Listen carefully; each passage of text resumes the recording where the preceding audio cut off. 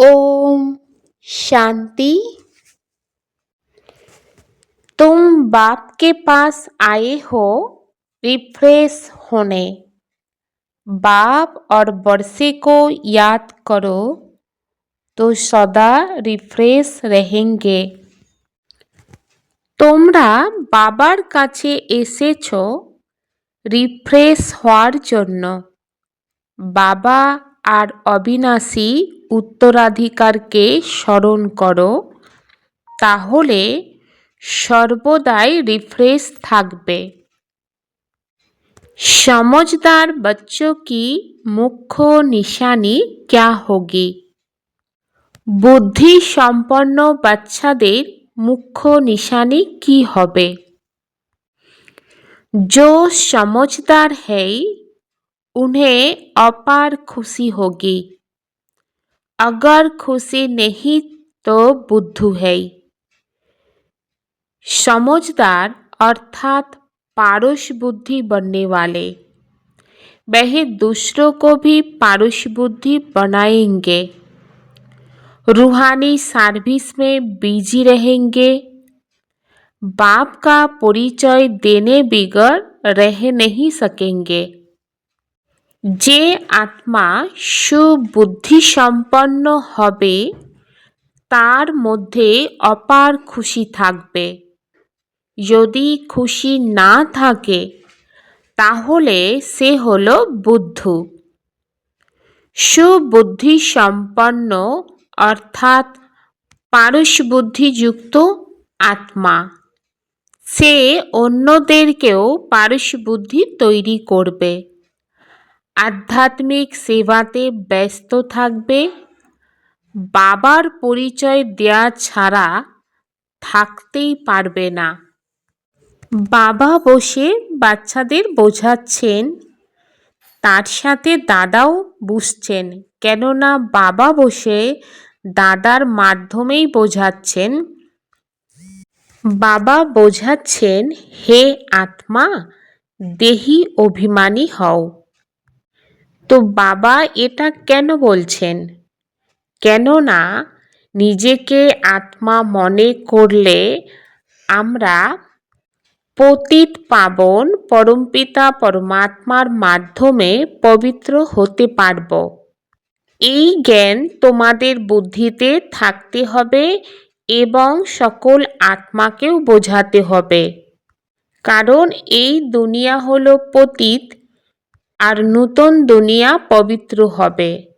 নতুন দুনিয়ার রচয়িতা স্থাপনকর্তা হলেন শিব বাবা এবং বাবাকেই সকল আত্মা আহ্বান করে বা ডাকে, হে পতিত পাবন এসো।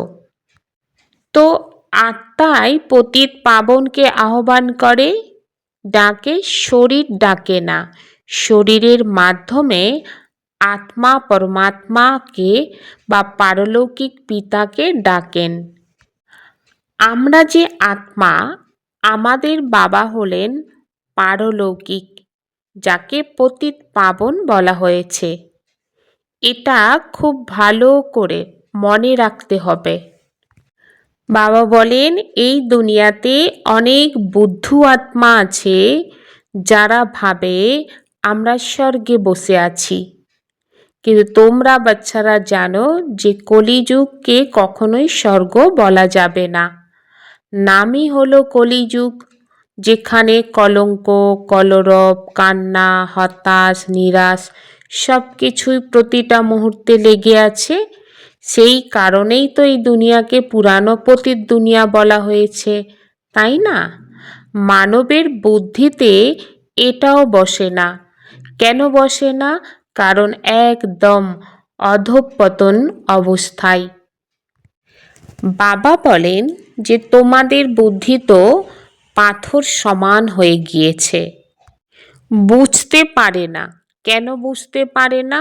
কেননা যেটা বাবা তোমাদেরকে বলছে তোমরা শোনার পরে অন্যদেরকে বোঝাও না। নিজেদের বুদ্ধি যখন পরশ সমান হবে তবেই তো অন্যদেরকে বানাতে পারবে। এর জন্য তোমাদের পুরুষার্থ করতে হবে। অন্যদেরকে বোঝানোর। এতে লজ্জা করার কোনো ব্যাপারই না। মানবের বুদ্ধিতে আধা কল্প ধরে উল্টো জ্ঞান জমা হয়ে আছে, তাই সেগুলোকে মানব ভুলতে পারে না। আর কিভাবে ভোলাবে? ভোলানোর শক্তি তো এক বাবার কাছেই আছে। বাবা ছাড়া এই জ্ঞান তো কেউ দিতেও পারবে না। তাই এখন সবাই হলো অজ্ঞানী। তাদের জ্ঞান আবার কোথা থেকে আসবে? যতক্ষণ না জ্ঞানের সাগর বাবা এসে শোনায়। তমপ্রধান মানে হলো অজ্ঞানী দুনিয়া, আর শতপ্রধান মানে দৈবিক দুনিয়া। তো এই দুটো দুনিয়ার মধ্যে পার্থক্য তো অবশ্যই আছে। দেবী দেবতারা পুনর্জন্ম নিয়ে থাকে, সময়ও এগিয়ে যেতে থাকে, আর মন বুদ্ধিও দুর্বল হতে থাকে। আবার পরমাত্মা বাবার সাথে যখন বুদ্ধির যোগ লাগানো হয়, তার ফলে शक्ति प्राप्त হয়। अभी तुमको बाप समझाते हैं तो तुम कितने रिफ्रेश होते हो। तुम रिफ्रेश थे और विश्राम में थे। बाप भी लिखते हैं ना, बच्चों आकर रिफ्रेश हो जाओ और विश्राम भी पाओ। এখন তোমাদেরকে বাবা বোঝাচ্ছেন, তাই তোমরা কতখানি রিফ্রেশ হচ্ছ। তোমরা রিফ্রেশ ছিলে আর বিশ্রামে ছিলে। বাবাও লেখেন, তাই না? বাচ্চারা এসে রিফ্রেশ হও আর বিশ্রাম নাও। রিফ্রেশ হওয়ার পর তোমরা সত্য যুগে বিশ্রামপুরীতে চলে যাও। সেখানে তোমাদের অনেক বিশ্রাম প্রাপ্ত হয়। সেখানে সুখ, শান্তি, সম্পত্তি ইত্যাদি সব কিছুই তোমরা প্রাপ্ত করো। তাই বাবার কাছে আসে রিফ্রেশ হওয়ার জন্য, বিশ্রাম পাওয়ার জন্য। রিফ্রেশও শিব বাবাই করেন। বিশ্রাম বাবার কাছেই নিয়ে থাকো। বিশ্রাম মানে শান্তি। যখন ক্লান্ত হয়ে যাও তখনই বিশ্রামী হও। কেউ কোথাও যায় বিশ্রাম পাওয়ার জন্য। সেখানে তো রিফ্রেশমেন্ট কোনো কথাই নেই। এখানে তোমাদেরকে বাবা প্রতিদিন বোঝান, তাই তোমরা এখানে এসে রিফ্রেশ হও। স্মরণ করার মাধ্যমে তোমরা তমপ্রধান থেকে শতপ্রধান হয়ে যাও। শতপ্রধান হওয়ার জন্য তোমরা এখানে আসো।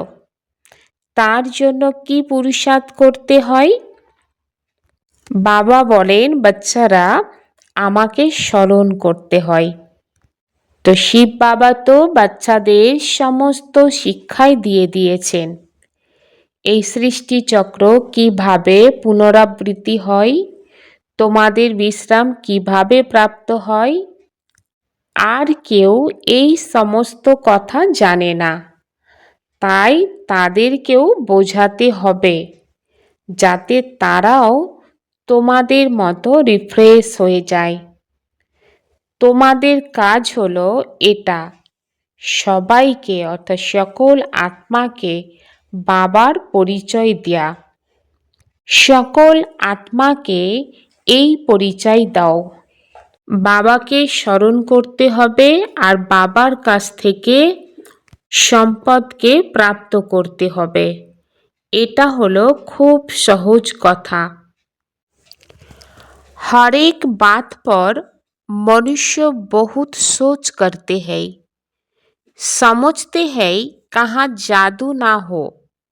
अरे तुम तो कहते हो जादूगर, तो मैं भी कहता हूँ জাদুঘর হুঁ। প্রত্যেক কথাতেই মানব অনেক চিন্তা করতে থাকে, মনে করে কোথাও জাদু না হয়।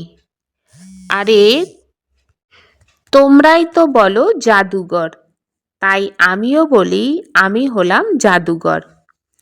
কিন্তু এই জাদু সেই রকম কোনো জিনিস নয় যেটা ভেড়া, ছাগল ইত্যাদি বানিয়ে দেবে। এখানে বাবা জাদু করে কি বানায় বাচ্চাদেরকে? মানব থেকে দেবতা বানায়। তারা তো জানোয়ার নয়, তাই না? এটা বুদ্ধির মাধ্যমে বোঝা যায়। এটা সুরমণ্ডলের সঙ্গীত। ভেড়া কি বুঝবে? এই সময় মানব যেন ভেড়ার মতন হয়ে গিয়েছে। এ সমস্ত কথা এখানকার জন্য। সত্যযুগে এসব বলা হয় না। এগুলো হলো এই সময়কার।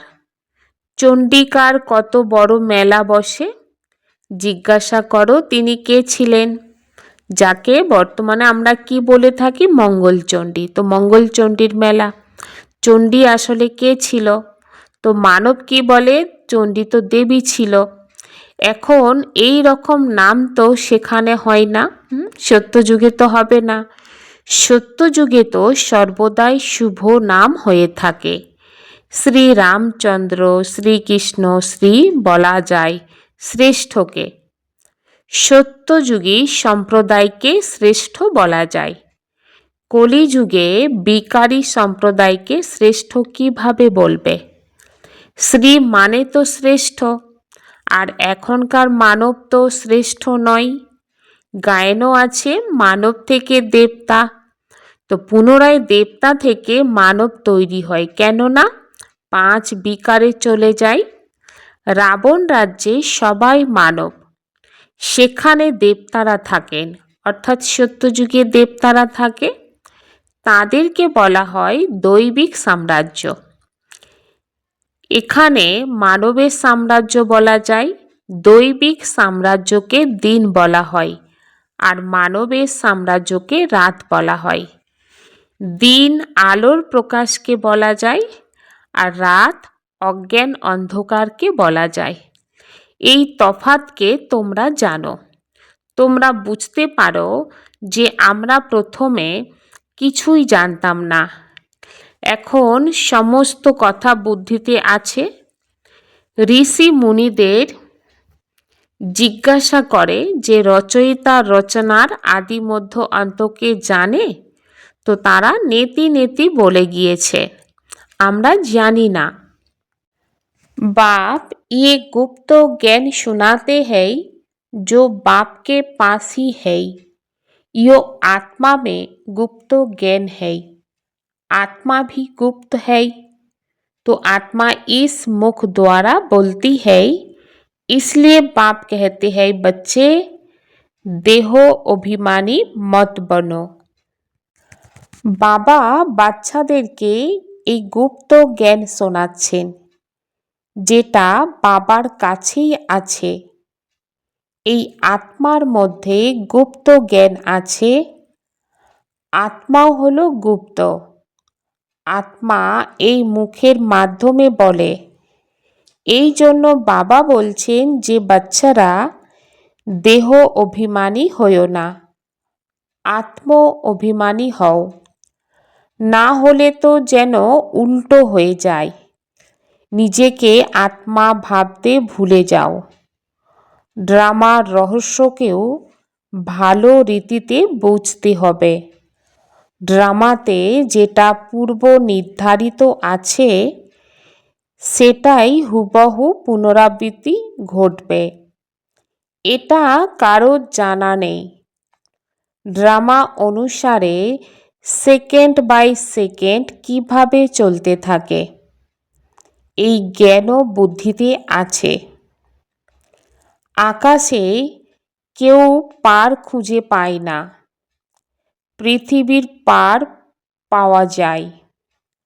আকাশ হলো সূক্ষ্ম আর পৃথিবী হলো স্থূল। তো কোন জিনিসের পার পাওয়া যায় না? যখন বলে আকাশ। আকাশ পাতাল। ভারতে কেবল একটি দেবীদেবতা ধর্ম ছিল, অন্য কোনো খণ্ডও ছিল না। তখন অনেক বসবাসের জায়গা ছিল। তো তোমরা বিচার করো, ভারতের কত অল্প একটি খণ্ডে দেবতারা বাস করতেন। যমুনার উপকণ্ঠে দিল্লির পরিস্থান ছিল। এখন একে কবরখানা বলা যায়, যেখানে অকালে মৃত্যু হতে থাকে। অমর লোককে পরিস্থান বলা যায়, সেখানকার প্রকৃতি অত্যন্ত সুন্দর ছিল। ভারতকে বাস্তবে পরিস্থান বলা হতো। এই লক্ষ্মী নারায়ণের পরিস্থানের মালিক ছিলেন। কতই শোভাযুক্ত ছিলেন, শতপ্রধান ছিলেন, প্রাকৃতিক সৌন্দর্য ছিল, আত্মা চমকপ্রদ থাকত। তো বাচ্চাদেরকে দেখানো হয়েছে যে কৃষ্ণের জন্ম কিভাবে হয়। সম্পূর্ণ গৃহ যেন চমকপ্রদ হয়ে যায়।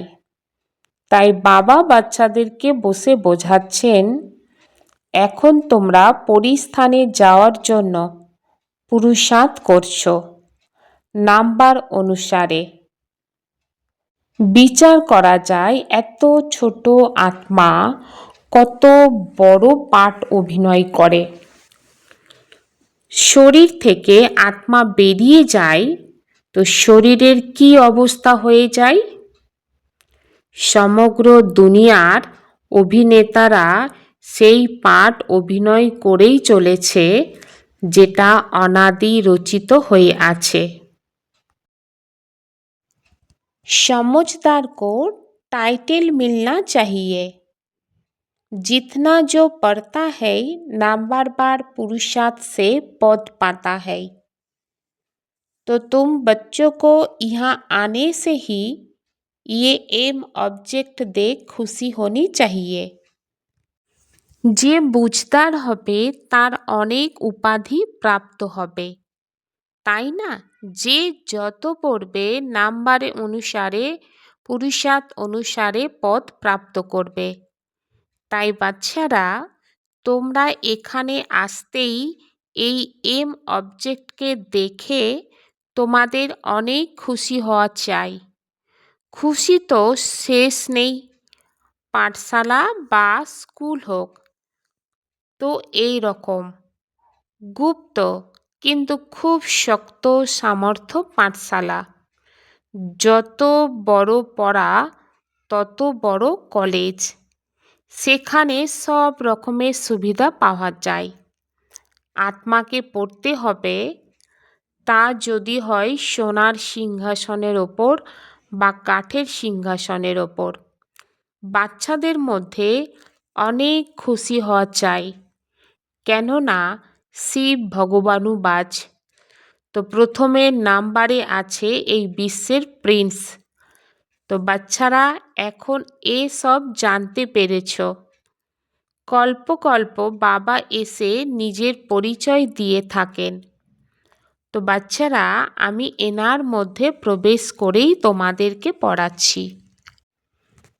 इस पतित दुनिया का बुद्धि से संन्यास कर पुरानी देह और देह के संबंध को भूल अपनी बुद्धि पाप और स्वर्ग तरफ लगानी है। এই পতিত দুনিয়া থেকে বুদ্ধির সন্ন্যাস করে পুরানো দেহ আর দেহের সম্বন্ধকে ভুলে নিজের বুদ্ধি বাবা আর স্বর্গের প্রতি লাগাতে হবে। अविनाशी विश्राम का अनुभव करने के लिए बाप और वर्षे की स्मृति में रहना है।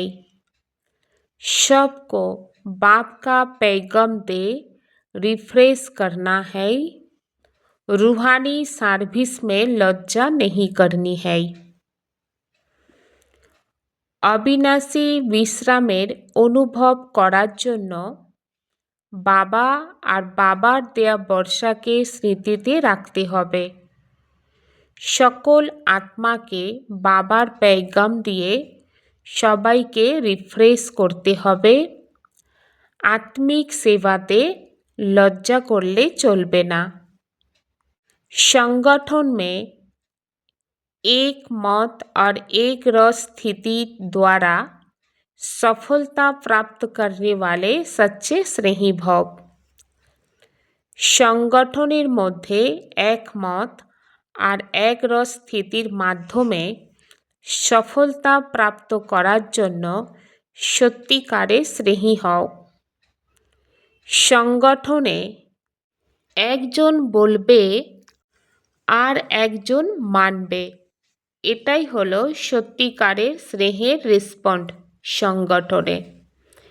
এই রকম স্নেহী বাচ্চাদের এক্সাম্পল দেখে আরও সম্পর্কে আসার জন্য সাহস রাখবে।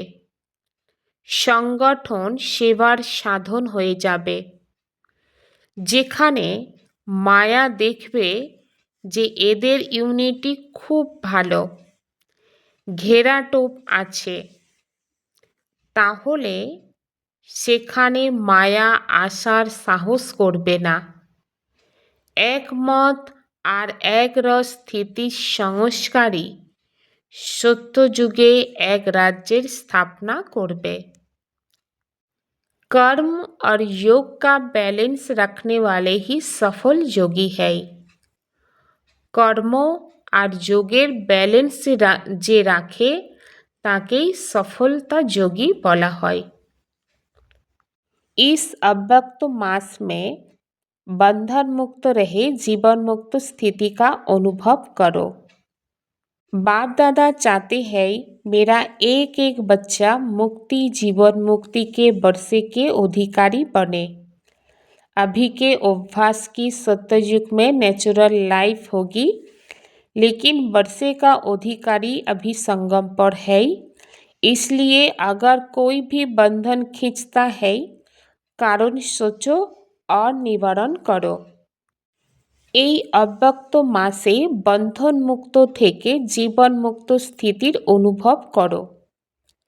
বাপ দাদা চাইছেন যে আমার প্রত্যেক বাচ্চা মুক্তি জীবন মুক্তির উত্তরাধিকারীর অধিকারী হবে। এখনকার অভ্যাস সত্যযুগে ন্যাচারাল লাইফ হবে, কিন্তু উত্তরাধিকারের অধিকার এখন সঙ্গম যুগেই আছে। এই জন্য যদি কোনো বন্ধন আকর্ষণ করে, তাহলে কারণ চিন্তা করে নিবারণ করো। ওম শান্তি।